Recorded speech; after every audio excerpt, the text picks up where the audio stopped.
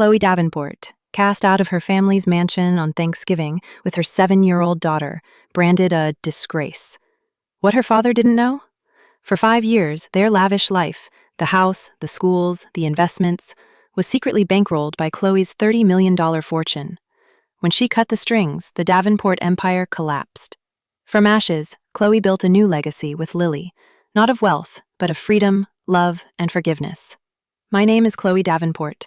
I'm 33 and a mom to my 7-year-old Lily. There's a memory that isn't so much a scar as it is a fault line, a deep crack running through the foundation of my entire life.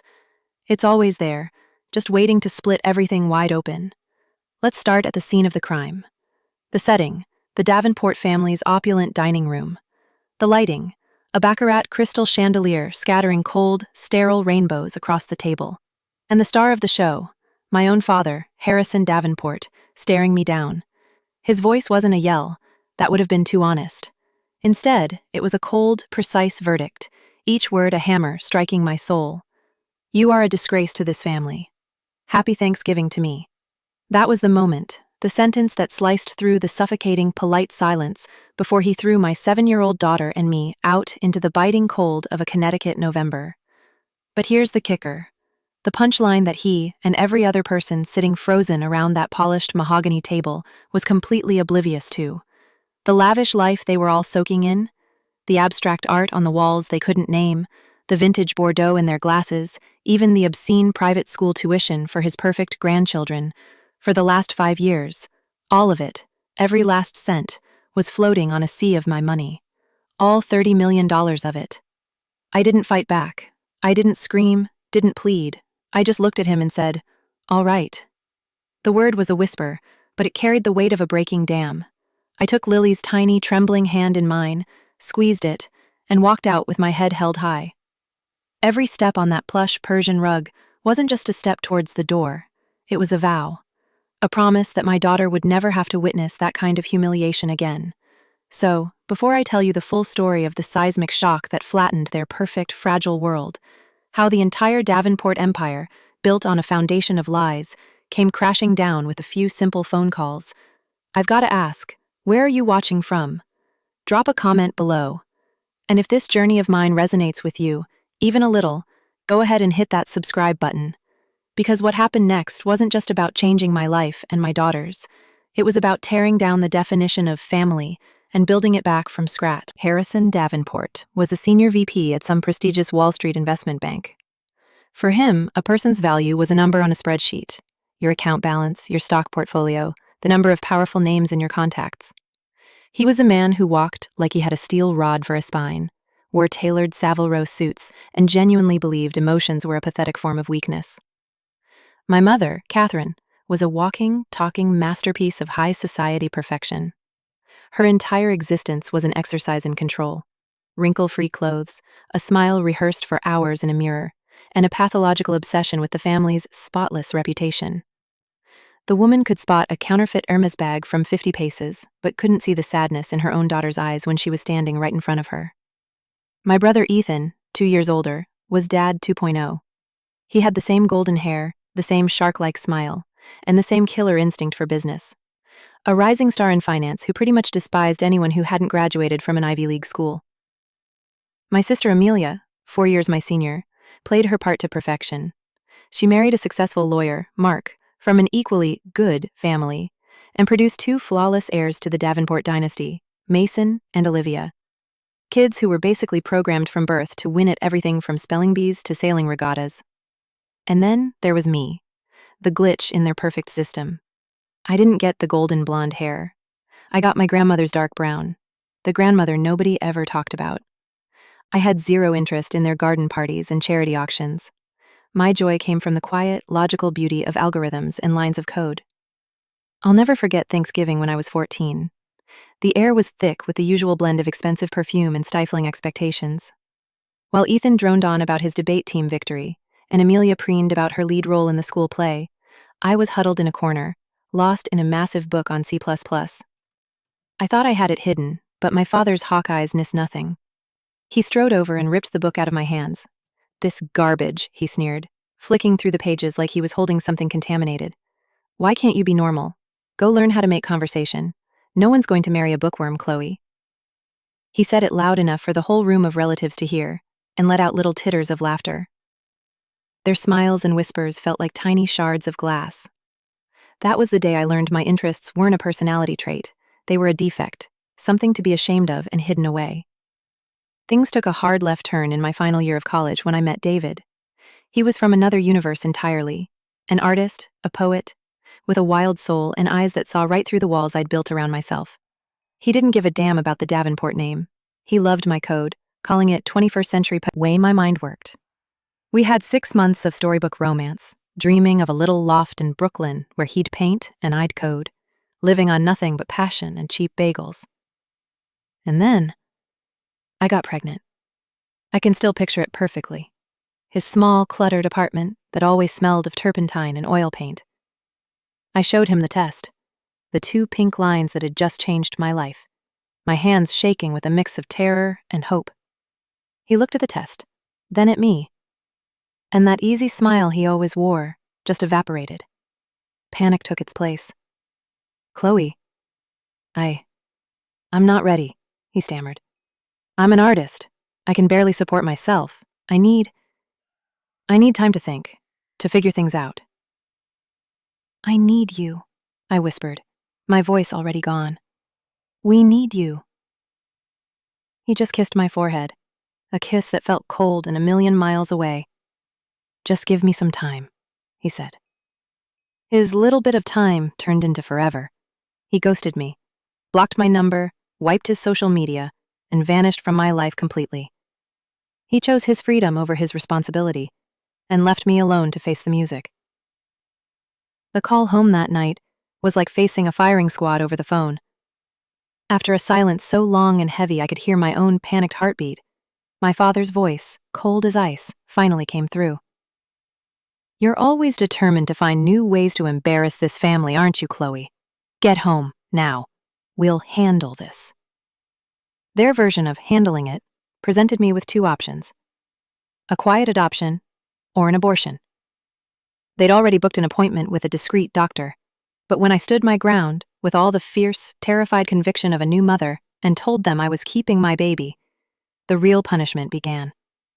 It wasn't shouting, it was worse. It was the silent treatment. I became invisible.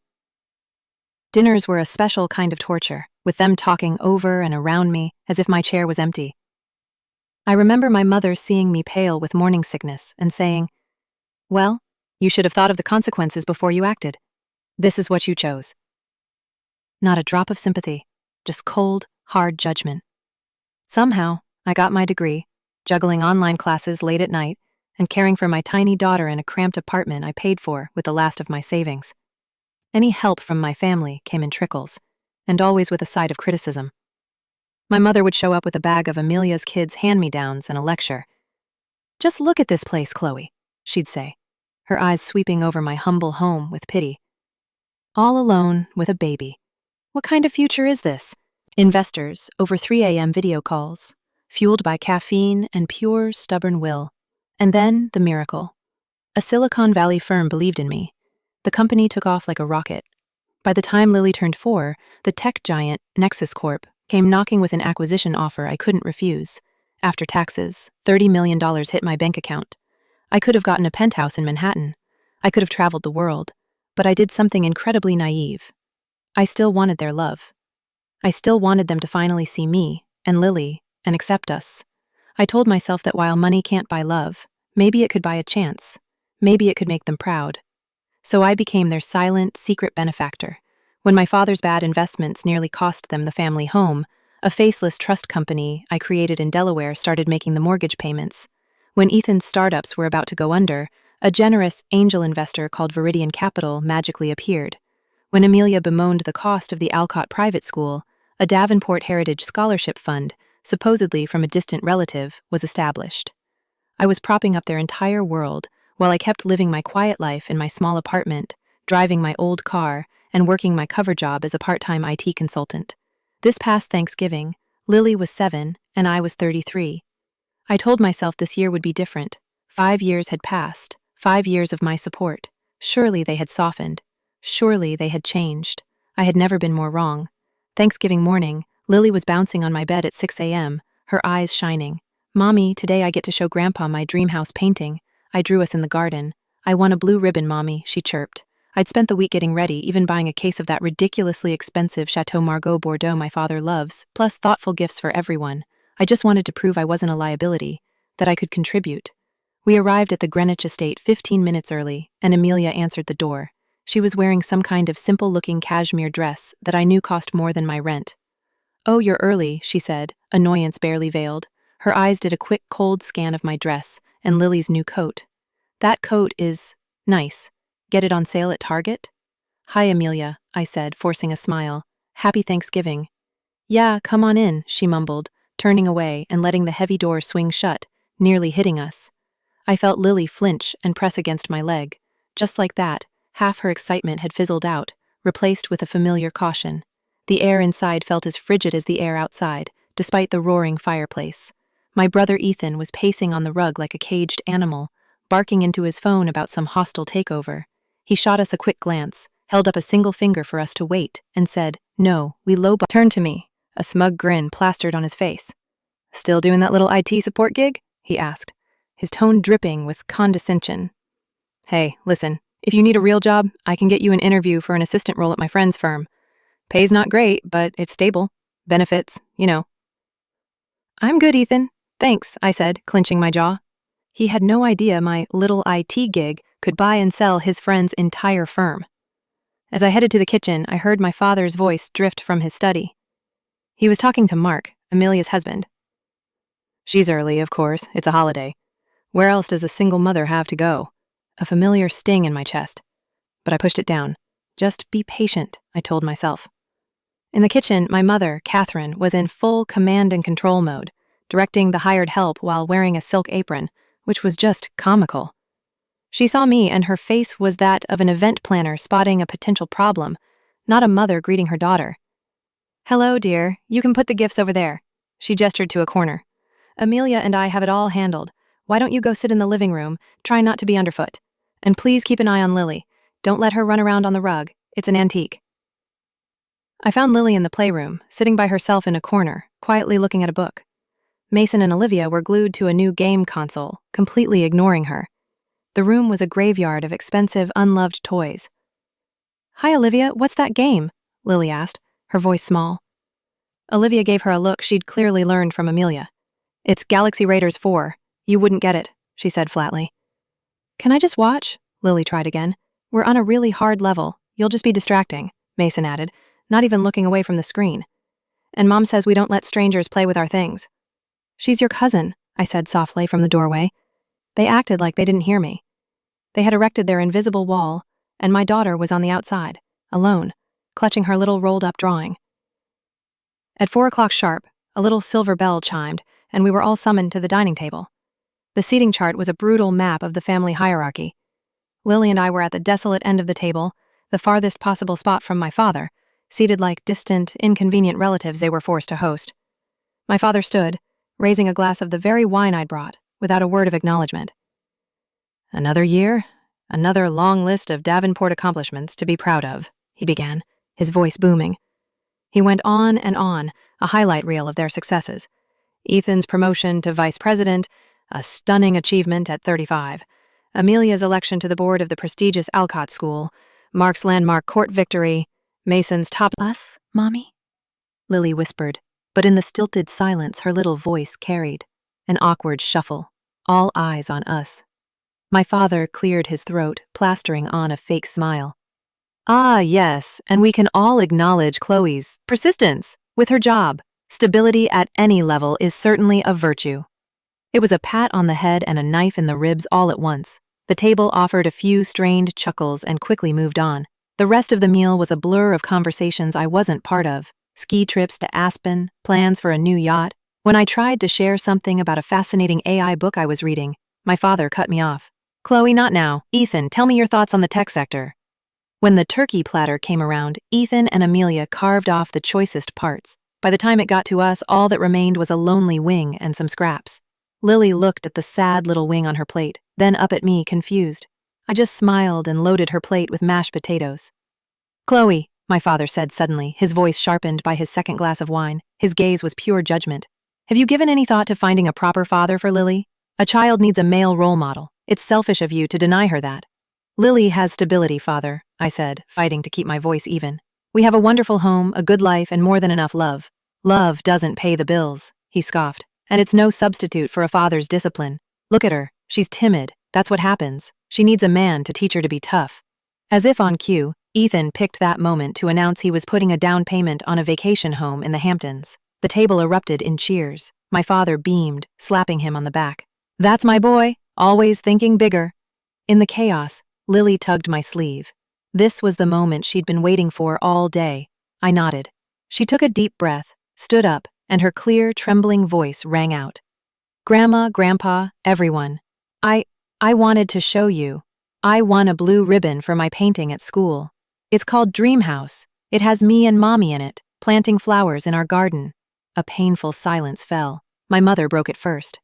Oh, that's lovely, dear, she said, without even looking at the drawing in Lily's hand. She immediately turned to Amelia.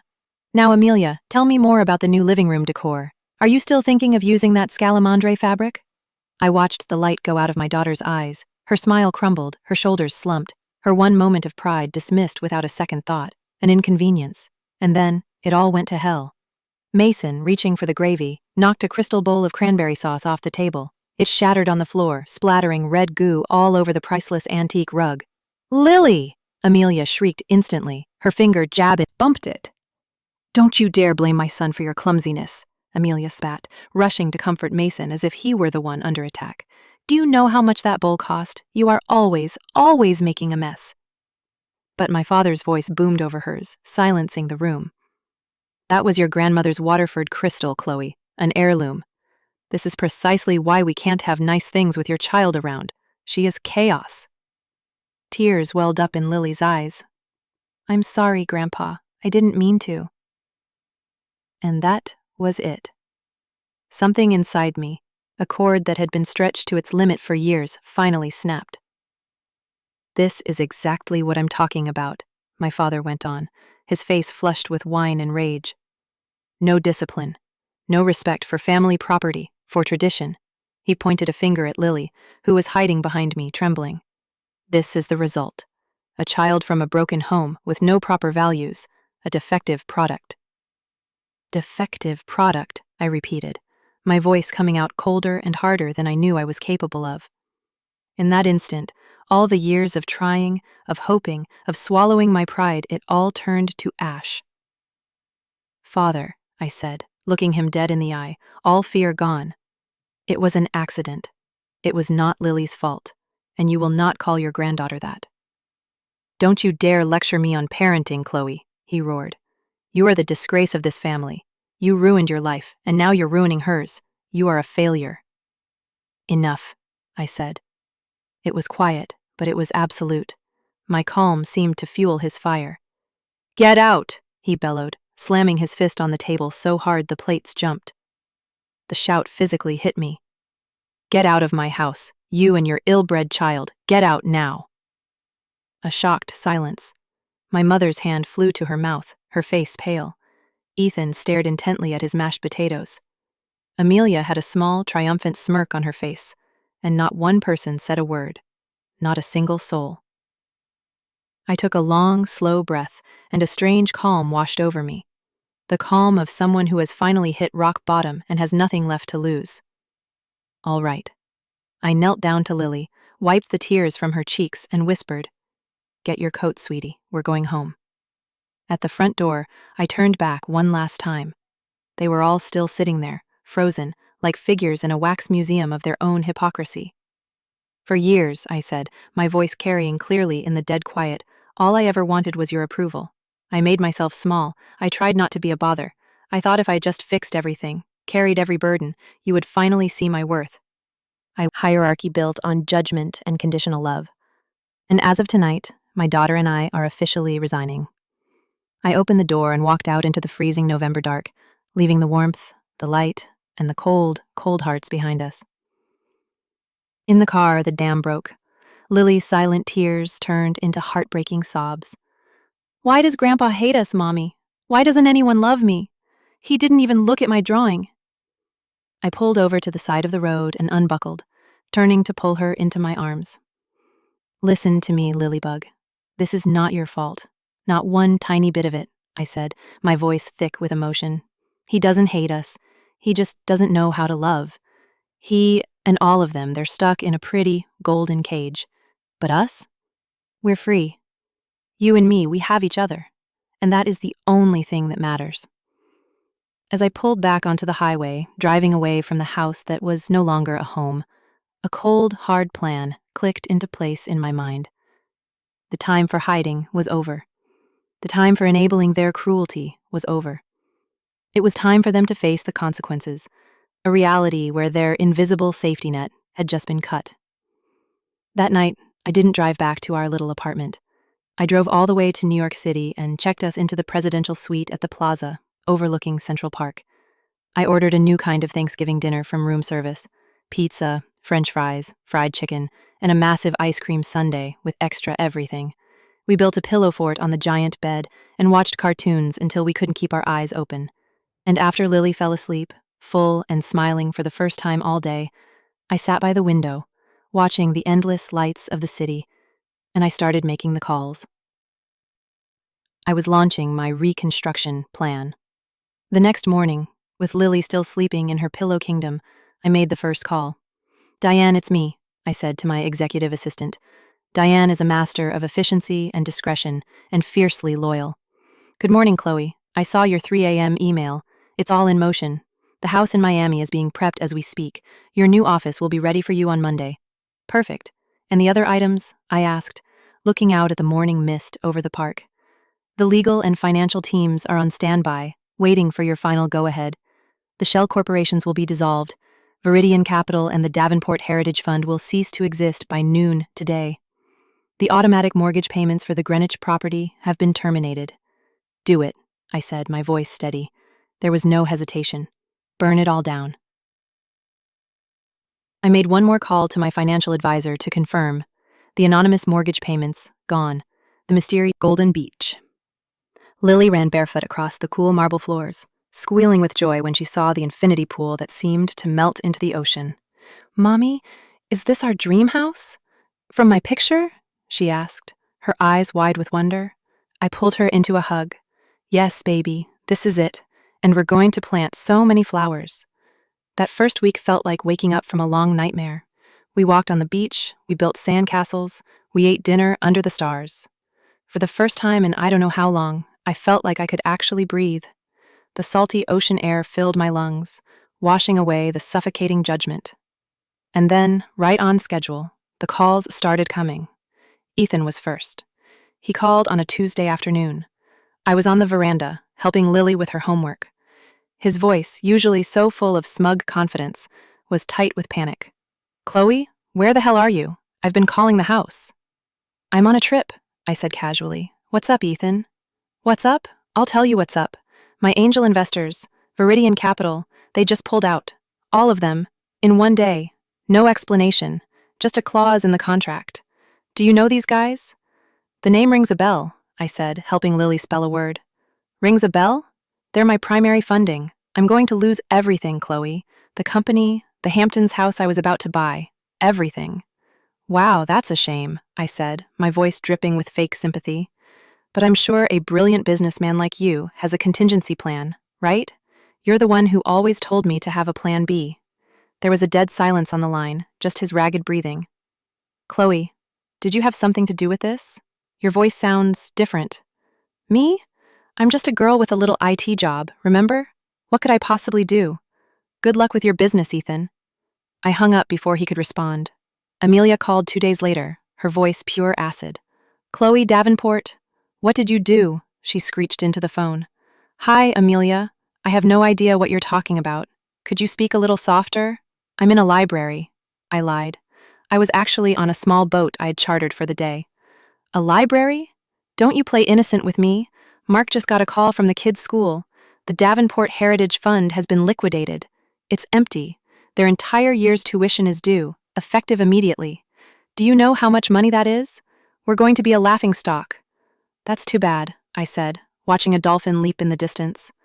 I'm sure you and Mark will figure something out. Maybe public school? I hear the one in Fairfield is quite good. Builds character. Public school? She shrieked, as if I'd suggested sending them to a work camp with the school search. My mother called 3 days after that, her voice choked with tears. Chloe, honey, a terrible thing has happened. The bank, they sent a foreclosure notice. They said the mortgage hasn't been paid in 3 months. Some trust has been paying it for years and it just stopped. Your father, he's a complete mess. He won't leave his study. That sounds very stressful, Mom. Have you spoken to a financial advisor? We can't afford one, Chloe. We're going to lose the house you grew up in, she wailed. You have to help us. We're your family. You can't just abandon us.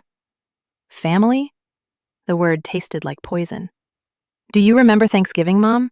Do you remember when Dad called me a disgrace and threw his 7-year-old granddaughter out into the cold? Do you remember how all of you just sat there? Where was my family then, Mom? Where were you when your granddaughter needed you? I know your father was wrong, but he was under so much pressure. I'm under a lot of pressure too, Mom, I cut her off. The pressure to make sure my daughter is treated with love and respect. The pressure to not be humiliated by my own blood. Turns out I care about that a lot more than a house made of bricks and mortar. I lost that home a long time ago. You just didn't notice. The only answer was the sound of her crying as I ended the call. Finally, exactly 1 week after that Thanksgiving, the call I was waiting for came. An unknown number. I answered. Hello? Chloe? It was my father's voice. But all the power, all the arrogance was gone. It was thin and brittle, the voice of a defeated man. Yes, Father, I'm listening. He took a shaky breath. Something is wrong. Everything. It's all falling apart. The bank, the mortgage hasn't been paid in years. It was coming from some trust in Delaware. Ethan's company is imploding because his investors, Viridian Capital, just disappeared. Amelia is hysterical. The Davenport Heritage Scholarship is gone. It's like someone was holding up the whole family with strings and they just cut them. That sounds serious, I said, my voice devoid of emotion. Did it ever occur to you, Father, that the ground beneath your feet wasn't as solid as you thought? A long, ragged pause. I could hear him struggling for air. Where did you think it all came from for the last 5 years? I asked, my voice like ice. After your brilliant investments tanked and you almost lost everything, after Ethan's first 3 companies went up in flames, after Amelia and Mark started living a life I knew Mark's salary couldn't support, did you ever once ask where the miracles were coming from? Or were you just too proud to look? What do you know about this? He whispered the words. It was the sound of fear. I know everything, I said, letting each word land like a physical blow, because I was the Miracle Heritage Fund. I was the one holding the strings. The silence on his end was so profound I could practically hear his world shattering. No, that's not possible, he finally choked out, but there was no conviction in his voice. Where would you get that kind of money? From that little IT job? Aura Finance, I said, spelling it out for him. I founded it. Nexus Corp bought it 3 years ago. You haven't been living off the great Davenport legacy, Father. For 5 years, you and this entire family have been living off of me. The disgrace, the failure, the defective product. I heard a thud, like he'd collapsed into his chair. But why? He stammered. It was the only question he had left. Why would you do it? Because I was a fool, I said. I was a fool who thought that if I could take away all your problems, you might finally see me, see my daughter. That I could buy your love, your approval. But I was wrong. That night, you made me see the truth. The more I gave, the less you respected me. I wasn't your daughter. I was your ATM. Chloe. Daughter, he pleaded, the words sounding foreign and desperate. If this is true, you have to fix it. You have to turn the money back on. Your mother and I will be on the street. You can't do this to your own family. On the street? I let out a short, bitter laugh.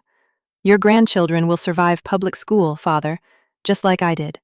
You threw my child out into the cold. Actions have consequences. Isn't that the first rule of business? It's time for all of you to learn how to stand on your own 2 feet. You can't do this to us, he begged. I'm not doing anything to you, I corrected him. I'm simply stopping doing everything for you. There's a big difference. Goodbye, Father. I hung up the phone and cut the last string. The Miami sky was a brilliant, cloudless blue. For the first time, I felt truly powerful. 6 months later, life in Miami was beautiful. Lily was thriving. At her new school, kindness and creativity were valued more than test scores, and she was blooming. I'd started my own venture capital fund, the Phoenix Fund, to invest exclusively in companies founded by women and single parents. I was turning my pain into other people's power. My family in Connecticut, they were changed. They lost the house. They had to downsize, to sell off the symbols of their status. The fall was hard, but it was the only thing that could have broken through their pride. My mother was the first to reach out. She showed up at my door one day holding a still warm homemade apple pie. We sat on the veranda and she finally confessed. I spent my whole life so worried about what everyone else thought. I forgot salary. He called me, not for money, but to apologize. I was a jerk, Chloe. The truth is, I was always jealous of how smart you were, so I put you down. I'm sorry. We talked for 2 hours. It was the beginning of a real relationship. Amelia is still a work in progress, but she sent a birthday card for Lily. Inside, it just said, "Happy birthday, Lily. I am sorry." It was a start. My father was the last. 3 months ago, he had a minor heart attack. It was the final straw that broke him. When I flew up to see him in the hospital, he looked so much older, so fragile.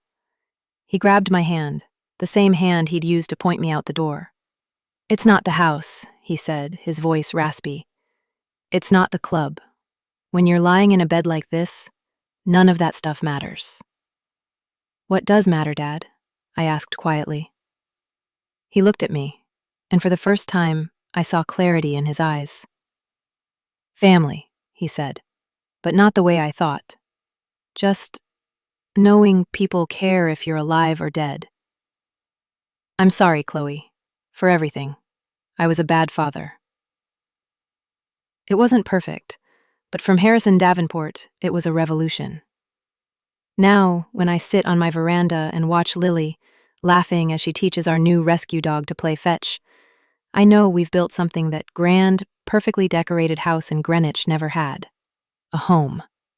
A place where love isn't a transaction. That night, as I was tucking Lily in, my phone buzzed. It was a text from my dad, a picture of a lopsided, clumsy-looking sandcastle in his small backyard. The caption read, "Practicing for my visit next week. Can't wait to see you and my sandcastle champion." That simple message, free of judgment, free of expectation, was a new beginning I never thought was possible. I smiled, a real, peaceful smile. I had to burn my old family to the ground to build a new one from the ashes, a new one built on truth, and that was the greatest inheritance I could ever give my daughter. We had built our own legacy, not of money or status, but of forgiveness, growth, and unconditional love. Because real family isn't about who you're born to. It's about the people who love you for who you are, not who they want you to be. And sometimes, to find your real family, you have to have the courage to walk away from the one that was supposed to be yours.